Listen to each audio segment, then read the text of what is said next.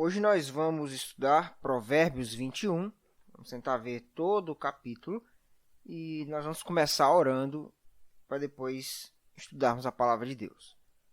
Senhor nosso Deus e Pai, ajude-nos, Senhor, na compreensão da Tua palavra. Ajude-nos, ó Deus, a sermos edificados por ela, que ela nos ajude a entendermos os Teus propósitos, especialmente o texto que nós vamos olhar para ele hoje, que ele se torne claro para cada um de nós, para cada um que ouve esse estudo, e o Senhor fortaleça a Tua igreja por meio dele, para a honra e glória do Teu nome, é nosso pedido em nome de Jesus Cristo. Amém. Bom, do que trata o capítulo 21 de Provérbios? Está aqui. Ele vai tratar da prática da retidão versus a prática da injustiça. Esse é um contraste que frequentemente é feito e ele faz ele aqui novamente e ele vai contrastar a prática de uma vida reta, de uma vida justa, com a prática injusta e incorreta aos olhos do Senhor. Vamos então começar vendo aqui um esboço de todo o capítulo. O capítulo ele começa com uma introdução e termina com uma conclusão. E é interessante que tanto na introdução quanto na conclusão o assunto é o mesmo, a soberania divina. Então, o texto ele fica delimitado por esses dois tópicos, soberania divina. Na verdade, por esse mesmo tópico, apresentado no começo e no final. E no meio do capítulo nós temos 3 assuntos a tratar e entre eles aqui nós temos transições falando de uma mesma coisa. Então veja, primeiro ele vai falar da busca do perverso por riqueza, porque já teve a introdução do verso 1 ao 3. Então a primeira divisão seria a busca do perverso por riqueza, está do verso 4 ao verso 8. E aí ele coloca aqui um provérbio de transição, que é o da esposa briguenta. E aí depois ele vem para o segundo ponto, que é o triunfo do reto sobre os justos, verso 10 ao verso 18. De novo a transição do mesmo assunto, que é a esposa briguenta. E aí vem o terceiro ponto, que é o contraste entre o sábio e o perverso. E nós vamos seguir essa ordem aqui e analisar esta passagem. Vejamos então a parte introdutória. A parte introdutória, como a gente já disse, ela fala sobre a soberania divina. Nós temos 3 versículos na parte introdutória, e nessa parte introdutória, cada versículo vai falar sobre alguma coisa relacionada a essa soberania de Deus. E a primeira, do verso 1, diz que Deus abençoa por intermédio do rei. O que está escrito aí no verso 1 de Provérbios 21? Como ribeiros de águas, assim é o coração do rei na mão do Senhor. Este, segundo o seu querer, o inclina. Então, o deleite do rei ele vai girar em torno da obediência. Quer agradar o rei de um determinado local? Você, então, vai obedecer às normas que aquele rei estabeleceu. E tal coisa, tal agradar esse rei, é, na verdade, um reflexo do agradar a Deus, porque Deus ele governa também por meio dos reis. A gente não tem mais reis no nosso país, mas tem governantes. E a Bíblia diz que toda autoridade foi instituída por Deus. Então, a não ser que um governante esteja nos forçando a desobedecer a palavra, a obedecer às leis do país é a mesma coisa que obedecer ao próprio Deus. Então, não adianta só olhar para a Escritura, mas temos que olhar para as normas do nosso país. E aqui vai dizer que aquele que faz a vontade do rei, ele então acaba encontrando o favor desse rei. A segunda metade do verso 1 vai dizer que este, segundo o seu querer, o inclinar. Esse inclinar é a ideia de um rio, que ele vai falar aqui dos ribeiros de água, no verso 1, e esse ribeiro de água ele tem o seu curso mudado em direção a um determinado lugar que precisa ser irrigado. Então, imagine uma terra seca, você faz uma vala de maneira que a água do rio possa chegar até aquele lugar seco. E a ideia é, aquele que obedece os mandamentos, ele acaba encontrando o favor do rei como? Abrindo uma vala para que a água chegue até aquele lugar. Então, queremos ter o louvor das autoridades, está lá em Romanos isso, faça o que é requerido de cada um de nós. E nós temos que lembrar que sempre essa obediência, em última instância, é obediência a Deus. Queremos o favor de Deus, queremos a bênção e o cuidado de Deus, então obedeçamos a Ele e às suas regras. Nós sabemos muito bem que os reis, os governantes, eles são homens falhos e pecadores. E por isso, nós já ensinamos antes que isso tem que nos lembrar sempre de algo maior, ou seja, o desejo de ter Deus, o nosso Rei soberano, governando sobre as nossas vidas. Então, sempre que nós estamos debaixo do governo de reis falhos, de políticos falhos, nós obedecemos, buscamos fazer o nosso papel, sempre olhando para frente, lembrando que há um Rei soberano que nós temos que ansiar por aquele governo dele, certo? Abra sua Bíblia em Isaías, no capítulo 32, Isaías 32, na oportunidade que nós falamos sobre os reis em outros lugares, nós temos alguns textos do Novo Testamento, falando sobre Cristo, falando sobre sua autoridade, mas para mudar um pouco, vamos ler aqui em Isaías 32. Diz o seguinte, no verso 1, Eis aí está que reinará um rei, com justiça e em retidão governarão príncipes.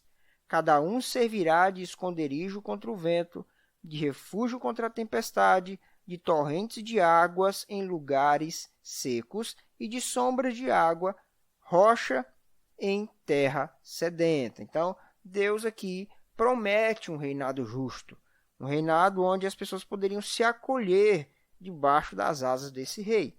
Esse rei é nosso Senhor Jesus Cristo, o Rei soberano e Senhor de nossas vidas. Prossigamos, então, para a segunda coisa acerca da soberania divina, que é Deus conhece o coração humano. Então, vamos ver aqui em Provérbios 21, vamos ler agora o verso 2. Está registrado o seguinte, Todo caminho do homem é reto aos seus próprios olhos, mas o Senhor sonda os corações. Ou seja, é arriscado confiar no seu próprio julgamento. A gente traça planos, a gente pensa que está andando no caminho correto, mas muitas vezes a gente acaba errando. E é por isso que ele fala que o Senhor sonda os nossos corações. Então, aqui nós não podemos confiar em nós mesmos. Veja o que está registrado em Provérbios, no capítulo de número 3, verso de número 5. Provérbios 3, verso 5. Lemos o seguinte, Confia no Senhor de todo o teu coração e não te estribes no teu próprio entendimento.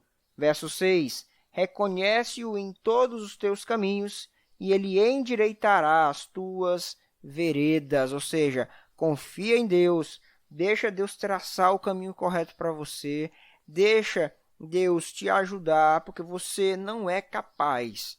Deus é que te conhece perfeitamente, então deixa Ele trabalhar em sua vida a ponto de você poder ser tratado e corrigido por Ele.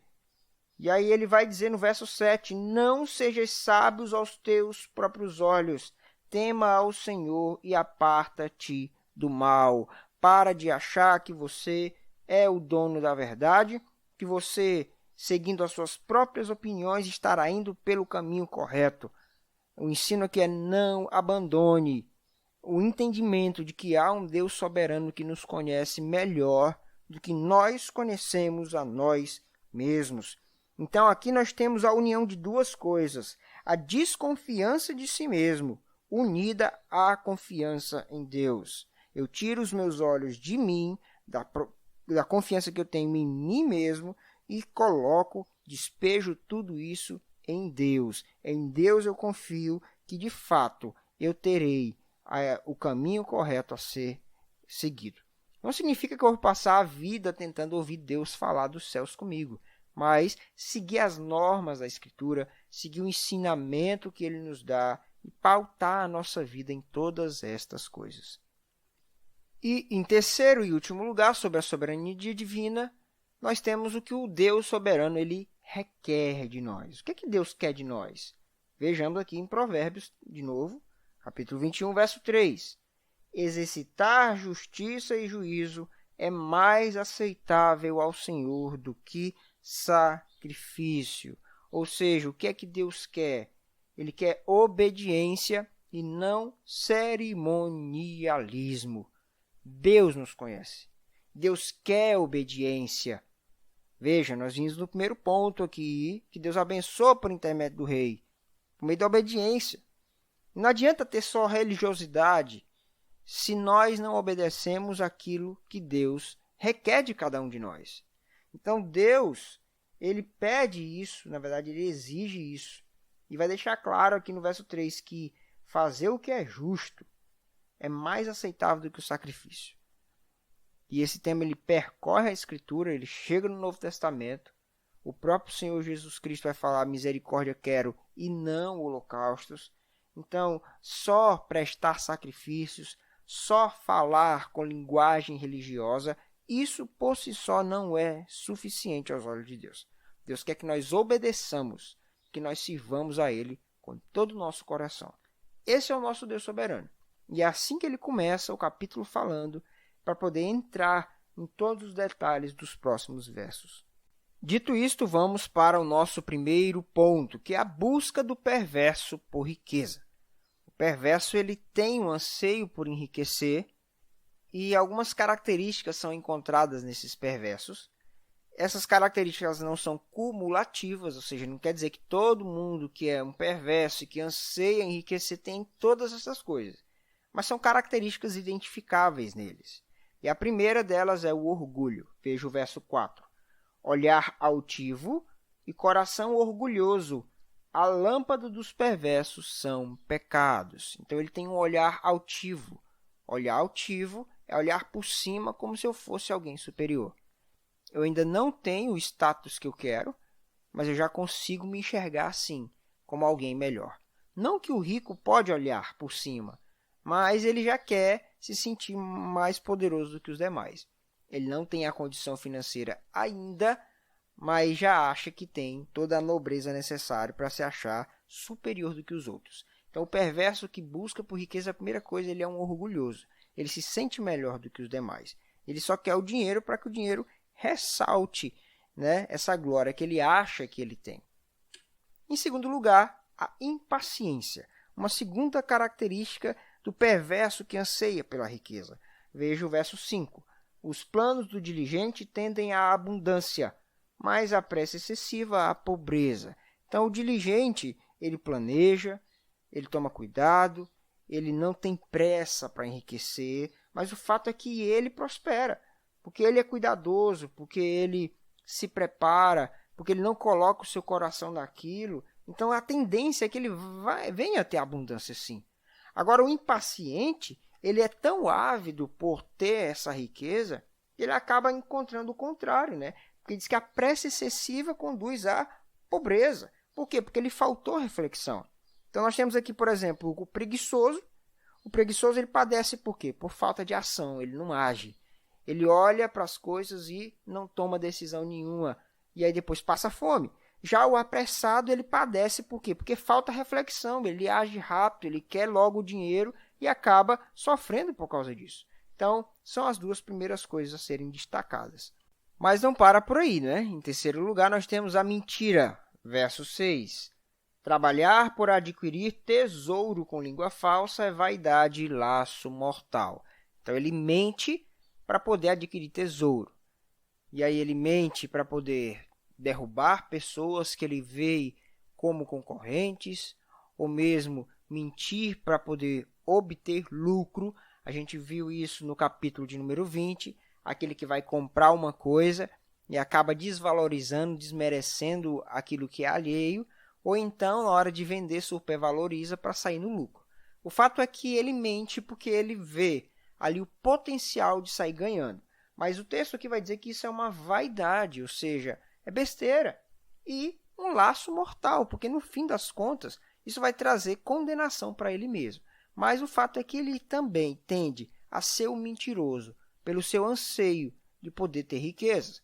E quarta e última coisa é a violência, ou seja, ele usa de força para poder obter lucro. Veja o verso 7. A violência dos perversos arrebata porque recusam praticar a injustiça. Embora ele não fala da riqueza, a gente entende que dentro desse contexto que ele está falando sobre esse assunto. Então, é a violência, é o desejo de ter riquezas e acaba pisoteando os mais fracos, sem se preocupar com aqueles que estão necessitados, porque ele quer muito enriquecer, então doa a quem doer, ele vai fazer sobre isso. Só que a ideia aqui é que ele vai beber do próprio veneno dele, né? Porque diz que a violência dos perversos arrebata, ou seja, a própria violência que ele praticou virá contra ele próprio. E aí ele fecha esse tópico da busca do perverso por riqueza, trazendo um contraste conclusivo, né? Veja o verso de número 8. Ele vai contrastar aqui algumas pessoas. Diz aí o verso 8. Tortuoso é o caminho do homem carregado de culpa, mas reto o proceder do honesto. Então, ele vai dizer que o caminho do ímpio é um caminho tortuoso. A ideia aqui é de um labirinto que ele anda se escondendo. Então, se ele vai fazer o que é errado, ele tem que sair às espreitas e se escondendo, andando um caminho tortuoso, como de um labirinto, para poder se esconder. Já o justo não precisa disso. Fala que o caminho dele é reto, é um caminho transparente. Quem faz o que é certo não precisa se esconder. Ele vive em paz, em tranquilidade, porque não tem o que temer. Aí vem, então, a transição da qual eu falei. Esse assunto aqui, da esposa briguenta, ele já foi colocado diversas vezes. É interessante que Provérbios ele vai colocando o assunto da esposa em diversos lugares. Então, por exemplo, ele está falando sobre um assunto e ele joga o tema da esposa. Ele está falando sobre outro assunto e joga o tema da esposa. E eles vão variar entre dois assuntos. Um é a mulher rixosa, que é a mulher briguenta, ou então a esposa excelente e falar que ela é um presente do Senhor. Então, o mestre está ensinando e ele está falando de várias coisas, mas ele sempre coloca a esposa no meio, como sendo algo muito bom ou como um problema, se ela não tiver a postura adequada. E aqui ele vai falar da mulher briguenta, verso de número 9. Melhor é morar no canto do eirado do que junto com a mulher rixosa na mesma casa. É melhor morar no canto do telhado. As casas antigas elas tinham telhados, como lajes. Ele fala, é melhor morar lá no cantinho, lá fora da casa, do que com uma mulher que é briguenta, que é iracunda, que perde a paciência, que causa confusão no lar, que causa confusão na vizinhança ou coisas do tipo. Ele foge um pouco da temática, mas é a forma dele estabelecer a estrutura do tema. Assim, após essa transição, a gente pode ir para o nosso segundo ponto, tá? Que vai falar o quê? Sobre o triunfo do justo, do verso 10 ao verso 18. O justo, ele triunfa sobre o perverso. Esse trecho aqui, ele pode ser dividido em 3 subunidades. Em cada uma dessas 3 subunidades, ele vai falar alguma coisa e vai trazer sempre a conclusão do triunfo que virá sobre o justo ou a ruína sobre o perverso. Então, primeira subunidade, que é a subunidade 1, vai dos versos 10 até o verso 12. O verso 10 vai falar do ímpio. Veja o verso 10. A alma do perverso deseja o mal, nem o seu vizinho recebe dele compaixão. Então, o perverso, esse é o perfil dele. Ele é uma pessoa ruim. Nem a pessoa próxima dele, tá? Nem essas pessoas com quem ele tem algum vínculo, recebem compaixão. Porque, na verdade, o que arde no coração dele é um apetite pelo mal. Já o verso 10 vai falar do justo. Ele vai dizer o que sobre o justo? Verso de número 11. Quando o escarnecedor é castigado, o simples se torna sábio. E quando o sábio é instruído, recebe o conhecimento. Veja, o justo ele aprende de 2 maneiras. Ele aprende por meio do castigo do ímpio, ou seja, de ver o ímpio e o tolo sofrer, ali ele já está aprendendo. Ele não é aquela pessoa que precisa apanhar para aprender. Só o fato dele já ver alguém sendo punido, ele já reflete sobre aquelas coisas e fala, olha, esse não é o caminho correto.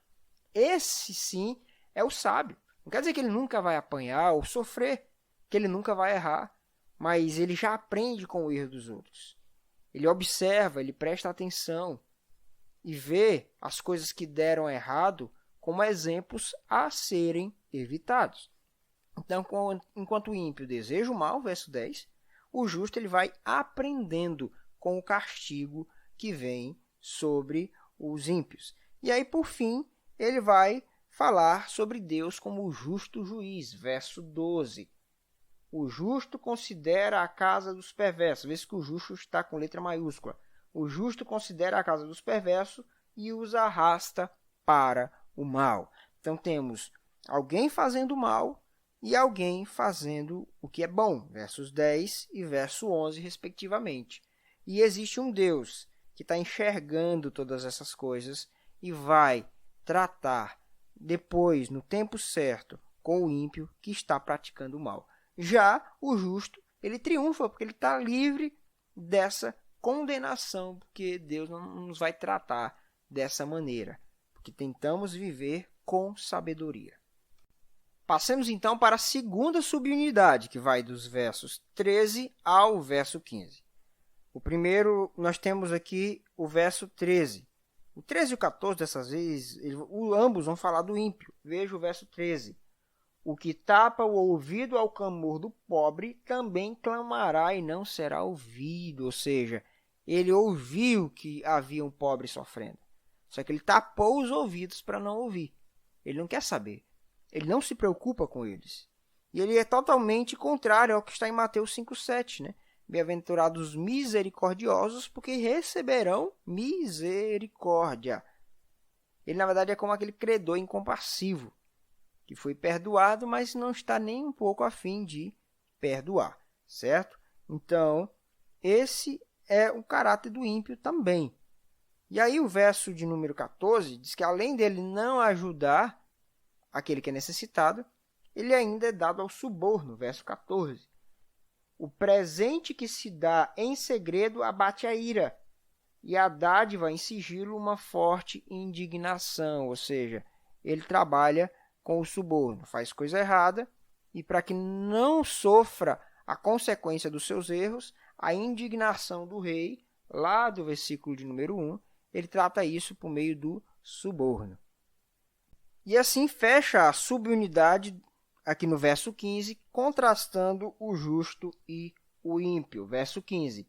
Praticar a justiça é alegria para o justo, mas espanto para os que praticam a iniquidade. Ou seja, enquanto o justo tem prazer em fazer o que é reto, praticar o que é reto aos olhos do ímpio é um espanto. Fala, que besteira, né? Vou gastar meu tempo com isso. Quanta vantagem eu estou deixando de ter por fazer o que é certo. Então, isso não é muito incomum de vermos em nosso tempo. Enquanto o povo de Deus, pelo menos em tese, busca fazer a vontade do Senhor, busca obedecê-lo, abre mão das vantagens, e para ele isso é um grande ganho. Para os de fora, isso é uma grande perda. Está desperdiçando dinheiro, chance de enriquecer, desperdiçando prazeres. Mas a alegria do justo, a recompensa dele, é o fato de ter o coração em paz e tranquilo, é uma alegria. Essa é a recompensa e o triunfo dele. Ele se alegra, ele está feliz de poder estar andando no caminho correto. Vem então a terceira subunidade, que vai dos versos 16 ao 18. O verso 16 registra o seguinte: o homem que se desvia do caminho do entendimento, na congregação dos mortos repousará. Então, abandonou a justiça, abandonou o caminho da retidão. O que é que espera ele? Lhe espera a morte.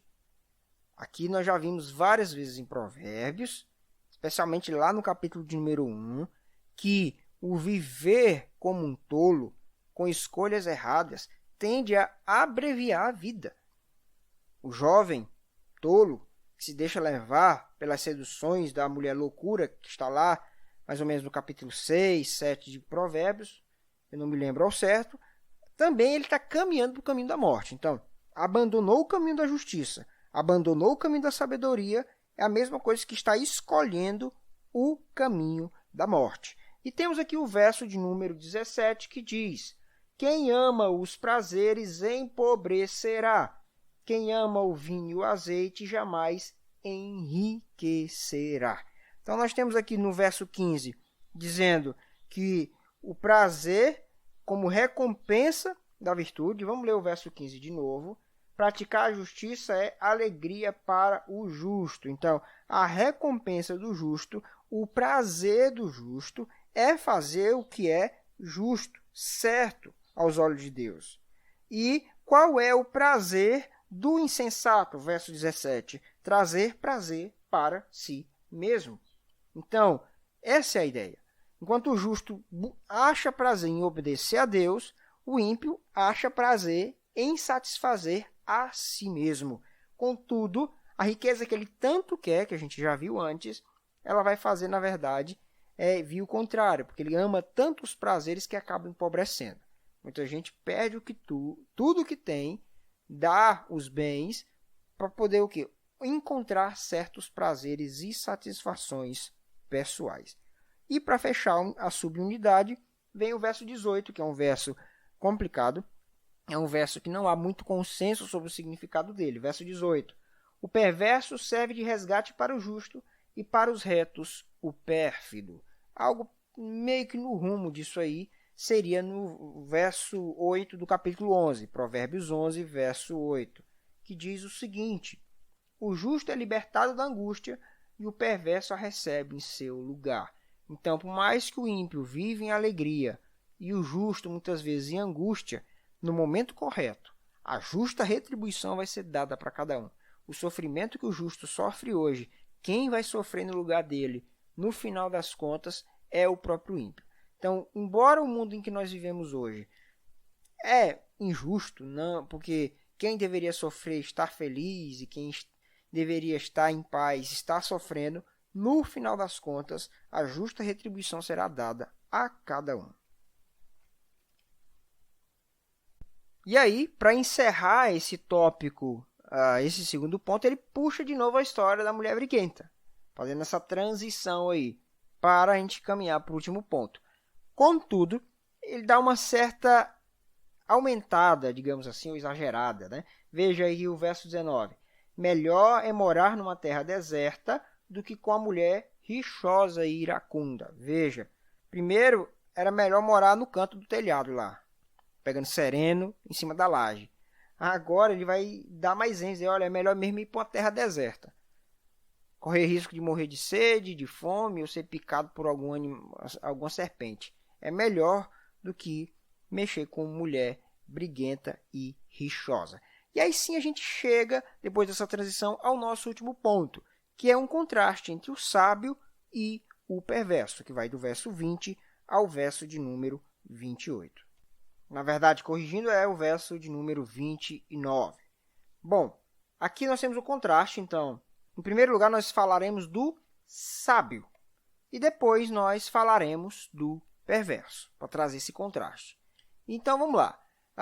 O sábio, ele vai dizer algumas coisas sobre o sábio aqui. Em primeiro lugar, o sábio, ele faz provisões, verso de número 20. Então, Provérbios 21, verso de número 20. Tesouro desejável e azeite há na casa do sábio, mas o insensato os desperdiça. Ou seja, o sábio faz provisões, o insensato gasta tudo, ele esbanja os seus recursos. Segunda coisa do sábio é que ele escolhe o caminho correto no qual ele vai andar. Isso aí a gente encontra no verso de número 21, que é o próximo verso, que diz o seguinte: o que segue a justiça e a bondade achará a vida, a justiça e a honra. Então, quem escolhe o caminho correto vai encontrar todas essas coisas: vida, justiça e honra, respeito. Vai andar no caminho correto e terá uma vida abundante. Próxima coisa é que ele é sábio e diligente. Veja o verso 22. O sábio escala a cidade dos valentes e derriba a fortaleza em que ele se confia. Então, por mais que os ímpios são fortes, o povo de Deus ele acaba prevalecendo por estar andando no caminho da sabedoria. E por fim, o sábio ele guarda a sua língua. Verso 23. O que guarda a boca e a língua guarda a sua alma das angústias. Ou seja, quem deixa de falar demais se livra de muitos problemas. Muitos dos problemas que nós temos são resultados do nosso mau uso das palavras.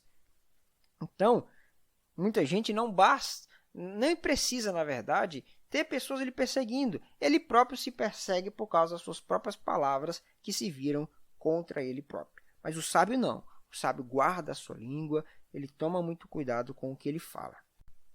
Tendo falado do sábio, agora podemos falar do perverso que é descrito aí dos versos 24 até o verso de número 29.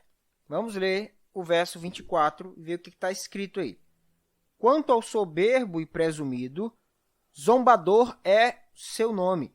Procede com indignação e arrogância. Então, ele, como diz aqui, é um zombador. Zombador é aquele que faz chacota das outras coisas, das outras pessoas, e o seu proceder é com indignação, é insatisfação e um proceder marcado por arrogância.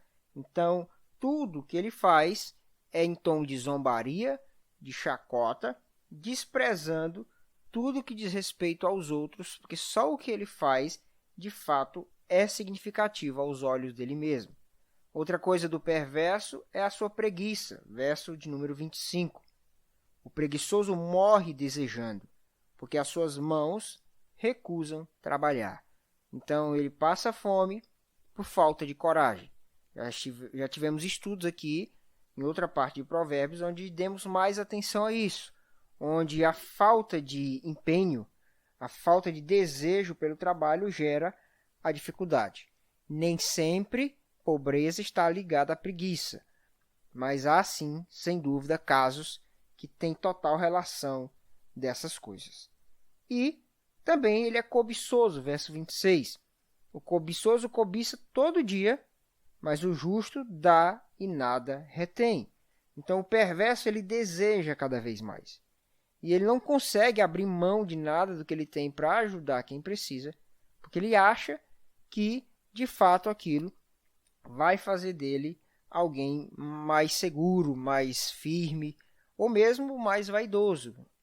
Hoje fala-se muito de quem é o homem mais rico do mundo, pessoas que têm ultrapassado a barreira dos bilhões de dólares, como se isso fosse vantagem.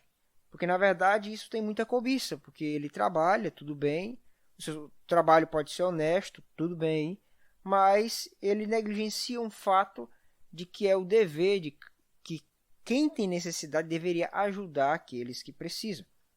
Já o justo, ainda que ele não tenha muita coisa, ele não retém o que ele tem. Ele trabalha, ele compra suas próprias coisas, ele desfruta do seu dinheiro, não tem problema, mas ele também não retém. Ele ajuda quem necessita sem ter reservas. Então, ele vai buscar meios de usar aquilo que Deus lhe deu para colaborar com quem precisa. Mas a lista não para. Veja o verso 27. O sacrifício dos perversos já é abominação, quanto mais oferecendo com intenção maligna. Então, ele é um barganhador. O sacrifício dele já não é agradável a Deus. Já é uma abominação. A gente falou sobre isso no começo do capítulo.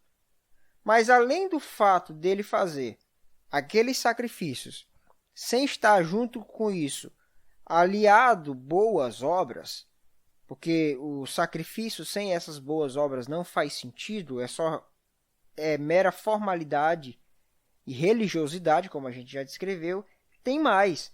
Porque aqui vai dizer que ele oferece com intenção maligna.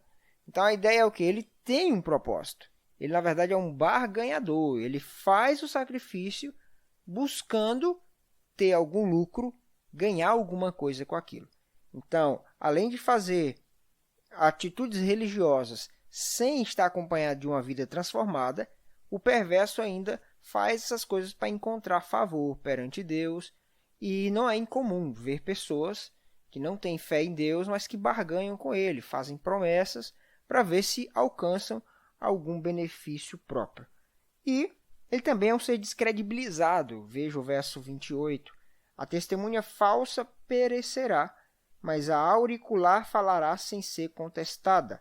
Então, aquele que é dado à mentira, ele perece porque ele perde o crédito. As suas palavras não têm valor para as pessoas. Mas ele diz que a testemunha auricular falará sem ser contestada. Então, aquela pessoa que simplesmente inventa mentiras, ela chega a um ponto de descrédito. Isso também é uma característica do perverso. Por fim, última característica do perverso é que ele não reflete. Verso 29.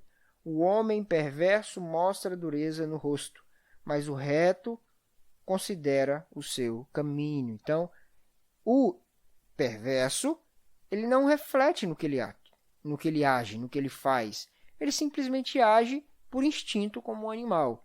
O que agrada a ele, ele faz e o faz sem remorso. Já aquele que é sábio, ele considera o seu próprio caminho. Como está dizendo aqui, ele pensa, será que os meus caminhos estão corretos? Não é só perguntar se o meu caminho é agradável a mim ou se está confortável, mas sim também perguntar a mim mesmo se o meu caminho de fato agrada o Senhor.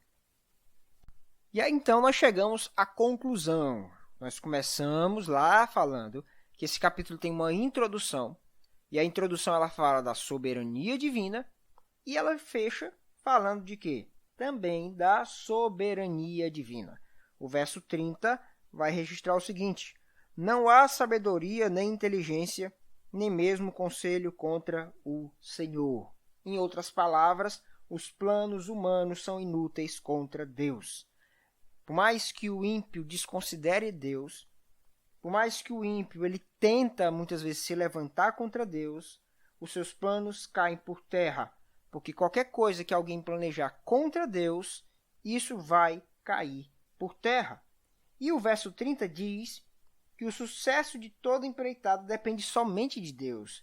Veja no verso 31, o cavalo prepara-se para o dia da batalha, mas a vitória vem do Senhor. Ou seja, não adianta fazer planejamentos sem considerar Deus. Então, no verso 30, ele tem um plano contra Deus, e esse plano contra Deus ele não dá certo, e também um plano que não considera Deus também não dá certo. Então, resumindo, os planos humanos são inúteis contra Deus e o sucesso depende de Deus. Então, nenhum plano contra o Senhor ou que não leva ele em consideração não há de prosperar. Aqui está para ficar registrado o que eu falei, né? Os planos são inúteis contra Deus e os planos são inúteis sem Deus. Então, são essas duas coisas que ele apresenta aqui. E nós podemos, então, fazer algumas considerações antes da gente concluir. A primeira delas é que, no fim, cada um receberá a recompensa dos seus atos. Deus vai punir aqueles que se apegaram ao mal, Deus vai punir aqueles que se apegaram à adversidade. Todas essas coisas que nós vimos do perverso e do justo, esse capítulo inteiro está marcado no início e no fim pela soberania de Deus. Há um Deus soberano que vai tratar com cada um conforme os seus atos no momento adequado. Segunda coisa que a gente pode pensar é que o êxito estará com os que se apegam à sabedoria. O verdadeiro êxito, a verdadeira conquista, ela só acontece para quem se apega à sabedoria divina. Aqueles que não consideram Deus em seus atos, eles até têm sucesso em seus planos, mas se analisarmos a sua vida como um todo, vai ser uma vida de derrota, porque nada sem Deus vai para frente. E também que nós não podemos barganhar com Deus. Se nós queremos agradá-lo, se nós queremos ter êxito, isso tem que ser feito com um coração honesto e com uma vida transformada. E para finalizar, não podemos lutar contra Deus e também não podemos lutar sem Deus. Foi o que falamos aqui no verso 30 e no verso 31.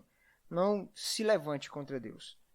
Lá em Salmo 2 vai falar Que o Senhor se ri desses que tentam perseguir a sua obra, destruir os seus planos, e aqueles também que tentam fazer alguma coisa sem levar Deus em conta, também terão seus planos frustrados. Vamos orar.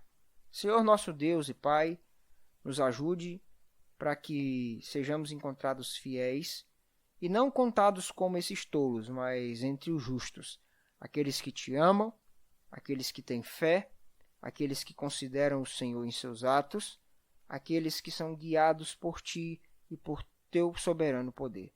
Coloca fé em nosso coração, coloca disposição em cada um de nós para fazer a tua vontade e a sermos corrigidos por ti. É o que pedimos em nome de Jesus Cristo. Amém.